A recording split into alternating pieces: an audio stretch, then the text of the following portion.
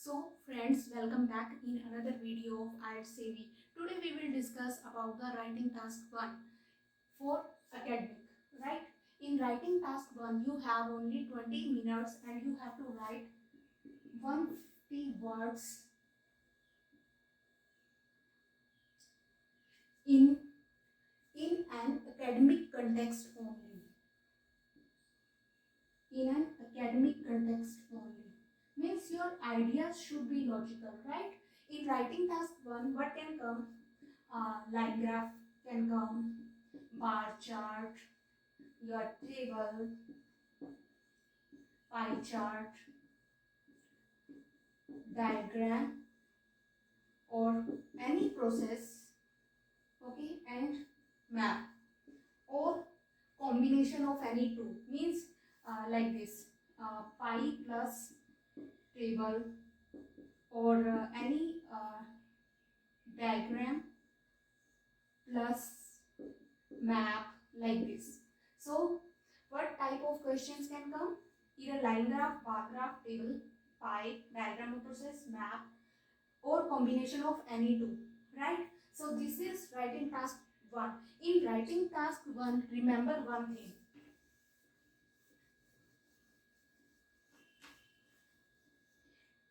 You have to identify what goes up, what goes down, where is the highest growth, which shows maximum. These are the main points you have to elaborate in your writing task 1. So how we can write writing task 1? In writing task 1, you have to first paraphrase your prompt. Yes.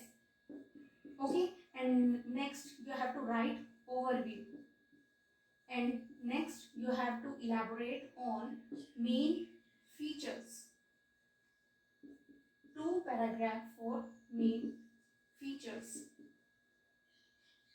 and you have to make comparison where relevant. Okay, and paraphrase that prompt you can do easily. In overview, you have to give the overview of that line graph, pie graph, table graph, whatever comes in your exam, right? Means from overview, examiner came to know what you are going to discuss about the line graph, pie graph, table graph in main features. Means it is like thesis statement of writing task 2.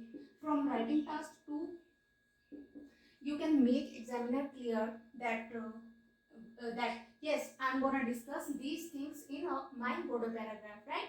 And same in overview. Let me tell you in a layman language. From an overview, you came to know about what is going to happen in the upcoming paragraphs, right? So, and remember one thing, in overview, you need not to mention any data.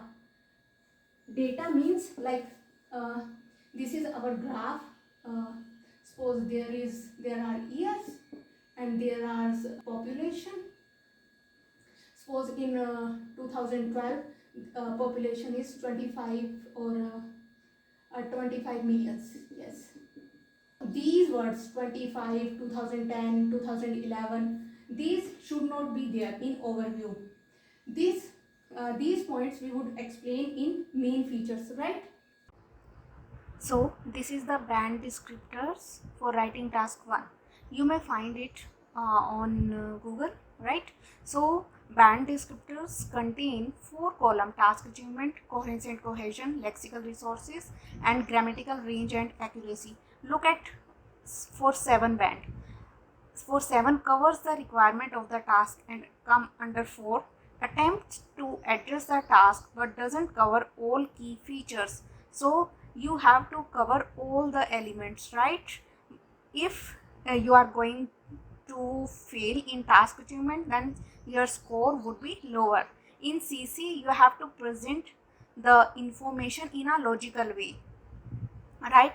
In lexical resources, uses a sufficient range of vocabulary to allow some flexibility and precision, right? And in grammatical range, you use a variety of complex structure, show So make sure you are above 7 band. It means you have to fulfill all these requirements to get 7 band. So friends, these are parameters on the basis of which examiner gives you marks, right? Task achievement, coherence and cohesion, lexical resources, grammatical range and accuracy. So you may take picture of this parameters. Under task achievement, you have to use the data appropriately, present a clear view of main features, mention all elements like this, and in CC you have to present the information in a logical way, and moreover you have to use the paragraphs, right? And in lexical resources you have to use wide range of vocabulary, flexible to convey precise meaning, and use correct spelling, right? And in grammatical range and accuracy, you have to use a wide range of sentence structure. Make sure your grammar is accurate. You have to use complex sentences. So yeah, just take a click of this picture and make sure that whenever you attempt any task, either writing task 1 or writing task 2, you have to check your work under these 4 parameters, right?